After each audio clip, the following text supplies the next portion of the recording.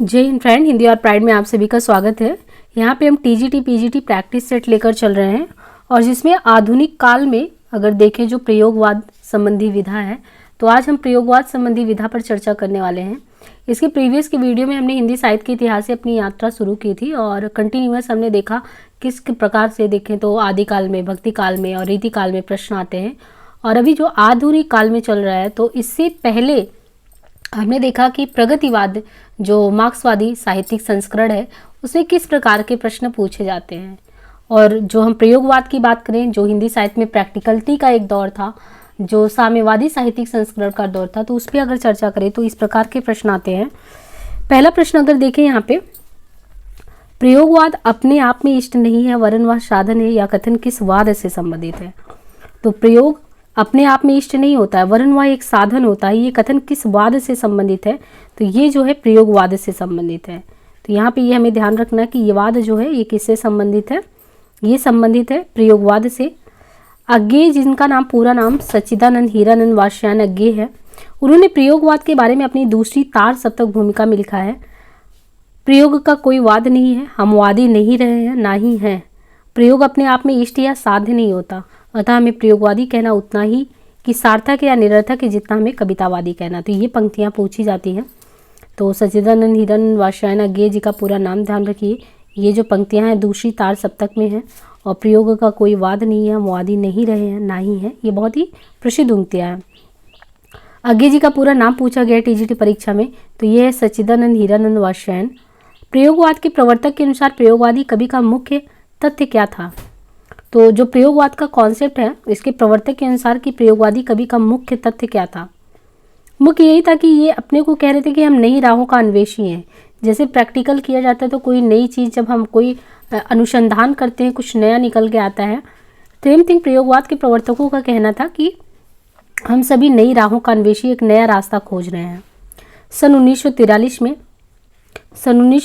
में तार सप्तक का प्रकाशन होते ही यह स्पष्ट हो गया कि कविता ने प्रगतिवाद से भिन्न चेतना ग्रहण कर प्रारंभ कर दी है। इस भिन्न चेतना का निर्माण प्रगतिवाद की मान्यताओं को उलट कर हुआ, ऐसा नहीं है। हाँ, अपने से पहले काव्य आंदोलन के रूढ़िगत स्वरूप को इसमें अवश्य ही नकारने की घोषणा हुई है। तो इसमें पहले ही बात ये क्लियर की गई कि 18 से 36 का दौर जो हम छायावाद का दौर देखते हैं, और 36 के बाद आप देखिए क्रमशः जो समय है बीच का वो प्रगतिवादी धर्मिता का था। तो जो प्रयोगवाद का दौर आता है वो 1943 में तार सप्तक का प्रकाशन होता है और माना जाता है कि अब जो है जो भी थोड़ी भी बहुत रूढ़िगत मान्यता रही है उन सबको नकार कर कुछ नया काव्य आंदोलन शुरू करने की कोशिश की गई है। समग्र रूप से इस चेतना का निर्माण युगीन परिवेश, निराश, कुंठा, व्यष्टि और समष्टि का संघर्ष और युग व्याप्त राजनीति के सामाजिक दर्शन के समन्वय से हुआ है। तार सप्तक की योजना फुटकर लघु संकलनों की परेशानियों से बचने के लिए तैयार की गई। जब प्रकाशन योजना सामने आ गई तब कहीं यही सोचा गया कि संकलित कवि अन्वेषी दृष्टिकोण के हों। भूमिका में अज्ञेय जी ने स्पष्ट कर दिया कि उनके संकलित कवियों के एकत्र होने का कारण क्या है। वो ये है कि वे किसी एक स्कूल के नहीं हैं, किसी मंजिल पर पहुंचे हुए नहीं हैं, अभी वो राही हैं। राही ही नहीं, राहों के अन्वेषी हैं। उनमें मत ऐक्य नहीं है, यानी सब में मत का एकता नहीं है। सभी महत्वपूर्ण विषयों पर उनकी अलग अलग राय होती है। जीवन के विषय में, समाज में और धर्म में और राजनीति के विषय में, काव्य वस्तु और शैली के, छंद और तुक के, कवि के दायित्व के, सब चीज़ों में आपसी मतभेद है, परंतु वे सब परस्पर एक दूसरे की रुचियों, कृतियों और आशाओं, विश्वासों पर, एक दूसरे की जीवन परिपाटी पर, यहाँ तक कि एक दूसरे के मित्रों और कुत्तों पर भी हंसते हैं। अतः स्पष्ट है कि प्रयोगवाद के प्रवर्तक अज्ञेय के अनुसार प्रयोगवादी कवि का मुख्य तथ्य जो है वो नई राहों का अन्वेषण है। यहाँ पे प्रयोगवाद को सर्वाधिक प्रभावित किसने किया? मार्क्सवाद, प्रगतिवाद, छायावाद, अस्तित्ववाद। तो यहाँ पे जो अस्तित्ववाद है, प्रयोगवाद पर अगर बात करें तो प्रयोगवाद पर अस्तित्ववाद का गहरा प्रभाव था। नई कविता प्रयोगवाद से भिन्न होकर एक रूढ़ अर्थ में तब प्रयुक्त होने लगी जब सन 1954 में इलाहाबाद से नई कविता नामक संकलन प्रकाशित होने लगा। आरंभ में ये नई कविता वाले प्रयोगवाद से अपना संबंध जोड़ते थे, किंतु प्रयोगवाद पर अज्ञेय का आगे एक अधिकार था। अज्ञेय से प्रयोग के आचार्यों की खटक गई, तब नई कविता की धारा बहुत कुछ अस्तित्व से प्रभावित हुई। इसी से आगे चलकर वो धारा भी फूटी। तो नई कविता कैसे आता है? प्रयोगवाद पर अस्तित्ववाद का गहरा प्रभाव था और जो नई कविता है वो प्रयोगवाद से भिन्न होकर एक नई रूढ़ अर्थ में आई और नई कविता सन 1954 में इलाहाबाद से नई कविता नामक संकलन प्रकाशित होता, वहाँ से शुरू हुई। और जो ये नई कविता वाले प्रयोगवाद से अपना संबंध जोड़ते कि नई कविता वाले लेखकगण कि हम भी प्रयोग एक तरीके से प्रयोगधर्मी ही हैं, प्रयोगवादी वाले हैं। किंतु प्रयोगवाद पर अज्ञेय जी का एकाधिकार था। अज्ञेय से प्रयोग के आचार्यों की खटक गई बनती ही नहीं थी। अज्ञेय से जो प्रयोगवादी आचार्य थे उनसे खटक गई, तब नई कविता की धारा बहुत कुछ अस्तित्ववाद से प्रभावित थी। इसी से आगे चलकर नई कविता का धारा का प्रस्फुटन होता है। इसी से आगे चलकर वो धारा भी फूटी जो किसी भी जीवन मूल्य को स्वीकार नहीं करती थी। नई कविता को प्रभावित करने वाले अस्तित्ववाद से मुख्य टक्कर मार्क्सवाद का था। निम्नलिखित में से एक कथन गलत है। प्रयोगवाद का जन्म तार सप्तक के प्रकाशन के साथ माना जाता है। प्रयोगवाद में प्रयोग इष्ट नहीं साधन माना गया है। प्रयोगवादी कविता हास्योन्मुख मध्यवर्गीय समाज के जीवन का चित्र है। नई कविता प्रयोगवाद का विकसित रूप नहीं है। अभी तो हमने पढ़ा कि नई कविता प्रयोगवाद का जो है प्रस्फुटन है, उसी के आगे का कदम है। बाकी प्रयोगवाद का जन्म तार सप्तक से है। प्रयोगवाद में प्रयोग इष्ट नहीं साधन माना गया है। प्रयोगवादी कविता हास्योन्मुख जो मध्यवर्गीय समाज उनके जीवन चित्र को उकेरते हैं। तो यहाँ पे देखिए जो नई कविता है, नई कविता नाम स्वतंत्रता के बाद लिखी गई उन कविताओं के लिए रूढ़ हो गया जो अपनी वस्तु छवि और रूप छवि दोनों में ही पूर्ववर्ती प्रगतिवाद और प्रयोगवाद का विकास होकर भी विशिष्ट है, यानी अपने अर्थों में वो अलग हैं। प्रयोगवादी कवियों की रचनाएं किस सप्तक में संग्रहित थी? तो यहाँ पे जो सप्तक के बारे में पढ़ते हैं तो प्रयोगवादी कवियों की रचनाएं किस सप्तक में संग्रहित हुई? तार सप्तक में। तार सप्तक नाम से प्रकाशन होता था, जिसमें 7 कवि थे। उनके आचार विचार व्यवहार एक दूसरे से परस्पर सामंजस्य साझा की भावना से वो प्रस्तुत होते हैं। तो तार सप्तक जो है ये हिंदी में प्रयोगवाद का प्रकाशन 1943 में अज्ञेय द्वारा संपादित तार सप्तक के प्रकाशन से होता है। प्रयोगवादी कवियों की रचनाएं तार सप्तक में संग्रहित है। तार सप्तक में 7 कवि शामिल हैं। प्रयोगवाद को प्रपंचवाद और नई कविता के नाम से भी जाना जाता है। तो इस प्रकार भी प्रश्न पूछ सकते हैं कि प्रपंचवाद और नई कविता के नाम से किसे जाना जाता है? तो प्रयोगवाद को ही प्रपंचवाद और नई कविता के नाम से जाना जाता है। डॉक्टर गणपति चंद्र गुप्त ने इसे मुन्नी, युवती और बहू की संख्या दी। अज्ञेय जी ने इसे राहों का अन्वेषी कहा। तार सप्तक 1943 के कवि याद करने का सूत्र अमुने गिरा प्रभा अज्ञेय मुक्तिबोध। यहाँ पे देखिए एक सूत्र बनाया गया अमुने गिरा प्रभा। इससे आप तार सप्तक 1943 के कवि को याद कर सकते हैं। अमुने गिरा प्रभा मीन्स अमुना यानी आ से अज्ञेय, मुँह से मुक्तिबोध। अमुने गिरा प्रभा यानी अज्ञेय मुक्तिबोध। ने से नेमी चंद्र जैन, गिरा गिरिजा कुमार माथुर और रा से रामविलास शर्मा, प्रा से प्रभाकर माचवे, भारत भूषण अग्रवाल। तो अमुने गिरा प्रभा, इसको एकदम ट्रिक याद कर लीजिए, काफ़ी अच्छी ट्रिक है। अज्ञेय मुक्तिबोध, नेमीचंद जैन, गिरिजा कुमार माथुर, रामविलास शर्मा, प्रभाकर माचवे, भारत भूषण अग्रवाल। ये 1943 में पहला तार सप्तक जो है, दूसरा 1951 में आता है। और यहाँ के जो कवि है उनको याद करना है। तो सहभर सनद अमुने गिरा प्रभा सहभर सनद लिख के कई बार याद करेंगे तो याद हो जाएगा। सह यानी शमशेर बहादुर, हरि नारायण व्यास, शमशेर बहादुर हरि नारायण व्यास, भ से भवानी प्रसाद मिश्र, र से रघुवीर साय और स से शकुंतला माथुर, नरेश मेहता, धनवीर भारती। जो तीसरा सप्तक है 1959 में आया और तीसरे सप्तक के कवि 1959 वाले याद करने का ट्रिक है केकुकी विप्रसम। केकुकी विप्रसम, केकुकी विप्रसम में केदारनाथ सिंह, कुंवर नारायण, कीर्ति चौधरी, विजय देव नारायण शाही, प्रयाग नारायण त्रिपाठी, सर्वेश्वर दयाल सक्सेना, मदन वासैन। तो केदारनाथ सिंह, कुंवर नारायण, कीर्ति चौधरी, विजय देव नारायण शाही, प्रयोग नारायण त्रिपाठी, सर्वेश्वर दयाल सक्सेना, मदन वासैन। और चौथे सप्तक 1979 के कवि याद करने का सूत्र है श्री अरासुरा स्वर्ण, श्री राम वर्मा, अवधेश कुमार, राजकुमार कुंभज, सुमन राजे, राजेंद्र किशोर, स्वदेश भारती, नंद किशोर आचार्य।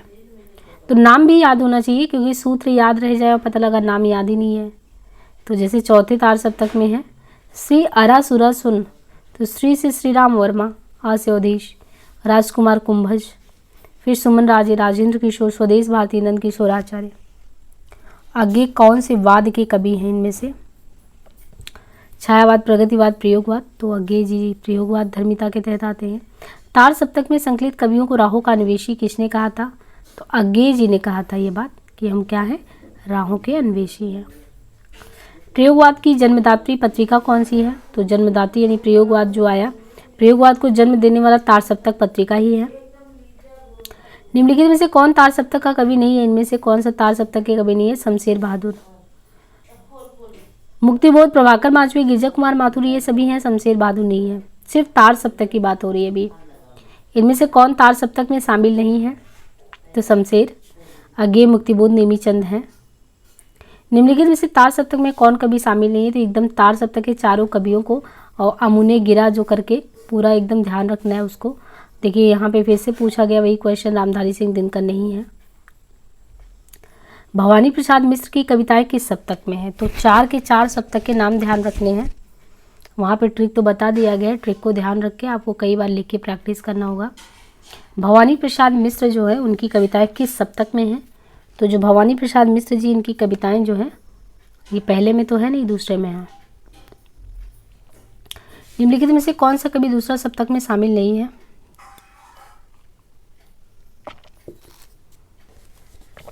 तीसरा आपको पहचानने के लिए आएगा, अगर सूत्र याद है तो काफ़ी हद तक जो है क्वेश्चन सॉल्व हो जाएगा। तो मुक्तिबोध जो है ये दूसरे में नहीं है। दूसरे में कौन कौन है? शेर है, भवानी है, शकुंतला है। शकुंतला, भवानी, शेर। इनमें से दूसरे सप्तक में संकलित कवि कौन है? तो रघुवीर साय। सन 1951 में प्रकाशित दूसरा सप्तक में कौन सी कवियत्री थी? अब देखिए क्वेश्चन है कि 1951 में जो दूसरा सप्तक आया उसमें कौन सी कवियत्री थी? अमृता भारती, कीर्ति चौधरी, शकुंतला माथुर, सुमन राजे। तो दूसरा जो था तार सप्तक, दूसरे में जो है शकुंतला माथुर थे। केदारनाथ सिंह किस सप्तक के संकलित कवि हैं? केदारनाथ सिंह तो तीसरे सप्तक के हैं। चौथे सप्तक में संकलित कवित्री कौन है? तो पहले दूसरे में तो शकुंतला के बारे में बताया, और जो चौथा सप्तक है चौथे में सुमन राजे हैं। दूसरे में कौन है? शकुंतला माथुर, और चौथे में है सुमन राजे। तार सप्तक में कौन सा कवि सम्मिलित नहीं है? तार सप्तक में भारत भूषण, नेमीचंद, मुक्तिबोध, रघुवीर, तो रघुवीर नहीं है। तार सप्तक का प्रकाशन वर्ष क्या है? तो तार सप्तक का प्रकाशन वर्ष 1943 है। तार सप्तक का प्रकाशन वर्ष फिर से है तो 1943 है। तार सप्तक का संबंध किस काव्य धारा से है? तो तार सप्तक का संबंध प्रयोगवाद से है। आत्महत्या के विरुद्ध कविता संकलन के कवि कौन है? तो ये दिया गया है, आत्महत्या के विरुद्ध कविता संकलन के कवि कौन है? सर्वेश्वर दयाल सक्सेना, धर्मवीर भारती, मुक्तिबोध, रघुवीर साय। तो यहाँ पे जो रचना है आत्महत्या के विरुद्ध कविता सम्मेलन के जो है वो कवि कौन है? तो यहाँ पे जो है ये जो कविता है आत्महत्या के विरुद्ध, इस कविता संकलन के कवि जो है रघुवीर सहाय हैं। आत्महत्या के विरुद्ध कविता संकलन के कवि रघुवीर सहाय हैं। ये अज्ञे द्वारा संपादित दूसरा सप्तक के प्रमुख कवि हैं। रघुवीर सहाय की अन्य प्रमुख रचनाएं इस प्रकार है। कविता संग्रह, कविता संग्रह सीढ़ियों पर धूप में, रघुवीर सहाय की ही रचनाओं की बात हो रही है यहाँ पे कि रघुवीर सहाय की अन्य प्रमुख रचनाएं कविता संग्रह सीढ़ियों पर धूप में, हंसो हंसो जल्दी हंसो, लोग भूल गए हैं, कुछ पत्ते कुछ चिट्ठियाँ, एक समय था, इत्यादि। कहानी संग्रह में है रास्ता इधर से है, जो आदमी हम बना रहे हैं। निबंध संग्रह दिल्ली मेरा परदेश, लिखने का कारण उबे हुए सूखी, वे और नहीं होंगे जो मारे जाएंगे, लहरें और तरंग अर्थात यथार्थ का अर्थ भंवर, इत्यादि। अनुवाद बर्नवन शेक्सपियर के नाटक मैकबेथ का अनुवाद, 3 हंगारी नाटक। कुआनो नदी कविता संग्रह के कवि कौन है? रचना है कुआनो नदी। कुआनो नदी कविता संग्रह के कवि त्रिलोचन, अज्ञेय, भारत भूषण अग्रवाल, सर्वेश्वर दयाल सक्सेना। यहाँ पे जो कुआनो नदी है, ये कुआनो नदी कविता संग्रह के कवि सर्वेश्वर दयाल सक्सेना है। इनकी अन्य प्रमुख रचना है काठ की घंटियाँ, बांस का पुल, एक सूनी नाव, गर्म हवाएं, जंगल का दर्द। तो कुआनो नदी कविता संग्रह के कवि सर्वेश्वर दयाल सक्सेना। इनके अन्य प्रमुख काठ की, बांस का पुल, एक सूनी नाव, गर्म हवाएं। सन 1983 में सर्वेश्वर दयाल सक्सेना को कविता संग्रह खूंटियों पर टंगे लोग के लिए साहित्य अकादमी से सम्मानित किया गया। 1983 में सर्वेश्वर दयाल सक्सेना का कविता संग्रह खूंटियों पर टंगे लोग। उड़े हुए रंग इनका उपन्यास, सोया हुआ जल और पागल कुत्तों का मसीहा नाम से इन्होंने 2 लघु उपन्यास भी लिखे। अंधेरे पर अंधेरा संग्रह में इनकी कहानियाँ संकलित हैं। बकरी नामक इनका नाटक काफ़ी लोकप्रिय रहा। बाल उपयोगी साहित्य में इनकी कृतियाँ भौं भौं, खो खो, लाख, ताक की नाक, बतूता का जूता और महंगू की टाई, कुछ रंग कुछ गंध शीर्षक से इनका यात्रा वृत्तांत भी प्रकाशित हुआ। शमशेर और नेपाली कविताएं नामक कृतों का संपादन भी इन्होंने किया। इसके पहले भी क्वेश्चन आया कुआनो नदी। कुआनो नदी काव्य संग्रह के रचनाकार कौन है? धूमिल, कुंवर नारायण, दुष्यंत, सर्वेश्वर दयाल सक्सेना। तो देखिए ये सर्वेश्वर दयाल सक्सेना है। नकेनवाद किस काव्य धारा के बारे में कहा गया? नकेनवाद जो है किस काव्य धारा के लिए प्रयुक्त हुआ था? तो प्रयोगवाद के भीतर ही है प्रपदवाद या नकेनवाद, यानी जो प्रपदवाद पनपा या नकेनवाद, ये प्रयोगवाद के अंदर ही प्रपदवाद या नकेनवाद भी पनपा, लेकिन वह प्रयोगवाद की एक छोटी शाखा मात्र बनकर रह गया। नकेनवाद जो है बिहार में प्रचलित हुआ। नकेन जो है बिहार में प्रचलित हुआ, और नकेन का मतलब नकेन, न फॉर नलिन, के फॉर केसरी और नरेश मेहता। तो नलिन विलोचन शर्मा, केसरी कुमार, नरेश मेहता के नाम से नकेन बना। नकेनवादी 3 कवियों ने प्रयोग 10 सूत्री में प्रयोगवाद और प्रगतिशीलता में अंतर स्पष्ट किया। ये प्रयोगवाद को ही काव्य का एकमात्र लक्ष्य मानते थे। नकेन जो साहित्यिक आंदोलन है उसमें किसका नाम आता है? तो नकेन से ही है। नकेन फॉर नलिन, के फॉर केसरी और ना फॉर नरेश मेहता। तो नलिन, केसरी, नरेश मेहता। इनमें से कौन सा कवि नकेनवाद से जुड़ा है? तो नरेश मेहता हो जाएंगे। यहाँ पे देखिए केसरी कुमार भी है ना, तो ये दो ही ऑप्शन में दे दिया, नरेश मेहता और केसरी कुमार। तो इसमें जो है केसरी भी दे दिया, नरेश भी दे दिया है। इनमें से कौन प्रपदवाद से संबंधित नहीं है? केसरी है, नलिन है, नरेश है, प्रताप नारायण त्रिपाठी नहीं है। घोर अहमनिष्ठ व्यक्तिवाद किस काव्यधारा की प्रवृत्ति है? घोर अहमनिष्ठ व्यक्तिवाद, अपने को ही, इंडिविजुअल को ही ज़्यादा केंद्र में रखना, ये प्रयोगवादी धर्मिता है। प्रयोगवादी कविता की प्रमुख प्रवृत्तियाँ इस प्रकार है। वो समसामयिक जीवन के यथार्थ चित्रण, घोर अहंनिष्ठा व्यक्तित्व, विद्रोह का स्वर और लघु मानव की प्रतिष्ठा। तो जो ये प्रगतिवाद है इसमें लघु मानव की प्रतिष्ठा की गई है। अनास्थावादी तथा संशयात्मक स्वर, आस्था तथा भविष्य के प्रति विश्वास, घोर अहंनिष्ठा व्यक्तित्व, समसामयिक जीवन के यथार्थ चित्रण भी है। नई कविता की बात करें तो नई कविता के प्रवर्तक कौन है? तो नई कविता भारतीय स्वतंत्रता के बाद लिखी गई उन कविताओं को कहा जाता है जिनमें परंपरागत कविता से आगे नए भावभूत की अभिव्यक्ति हो, साथ ही कुछ नए मूल्य हो, नए शब्द विधान हो। ये तो प्रयोगवाद के बाद हिंदी कविता की जो नवीन धारा विकसित हुई वही नई कविता है। नई कविता के प्रमुख लक्षण क्या है? अनुभूति की सच्चाई और बुद्धिमूलक यथार्थवादी दृष्टिकोण। नई कविता जो है 2 प्रमुख तत्व हैं इसके। एक तो अनुभूति की सच्चाई, जो आपने अनुभव किया है, जो सच्चा है, जो आपने अनुभव किया है, वह अनुभूति क्षण को ही या एक समूचे काल की ही किसी सामान्य व्यक्ति की हो या विशिष्ट पुरुष की आशा की हो या निराशा अपनी सच्चाई में कविता के लिए और जीवन के लिए भी अमूल्य हो। नई कविता में बुद्धिवाद नवीन यथार्थवादी दृष्टि के रूप में भी है और नवीन जीवन चेतना की पहचान के रूप में भी। नई कविता जो पत्रिका है उसका प्रकाशन कब शुरू हुआ? तो नई कविता का प्रकाशन जो है पत्रिका का 1954 में। 1954 में नई कविता पत्रिका का प्रकाशन इलाहाबाद अब के प्रयागराज से हुआ। 1947 में जब अज्ञेय ने 54 से ये पत्रिका शुरू हुआ इलाहाबाद से, और 47 में जब देश आज़ाद हुआ, जब अज्ञेय ने प्रतीक का प्रकाशन आरंभ किया, तब मुक्तिबोध की प्रसिद्ध कविता मुझे पुकारती हुई पुकार प्रकाशित हुई।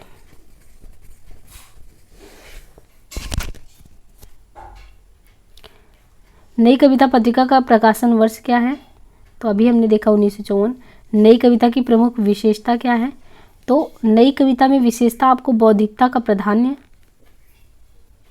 नई कविता में बौद्धिकता का प्राधान्य, यथार्थवादी का अत्याग्रह, कुंठा, निराशा, संदेह की अभिव्यक्ति, ये सभी आपको दिखेगा। नई कविता में बौद्धिकता का प्राधान्य, बुद्धिवादी तत्व ज़्यादा दिखेंगे, यथार्थवाद का आग्रह, कुंठा, निराशा, संदेह की अभिव्यक्ति, कथ्य की व्यापकता और दृष्टि की उन्मुक्तता, मानवतावाद की नई परिभाषा।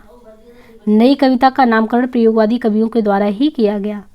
नई कविता के संस्थापकों में जगदीश गुप्त और रामस्वरूप चतुर्वेदी का महत्वपूर्ण योगदान है।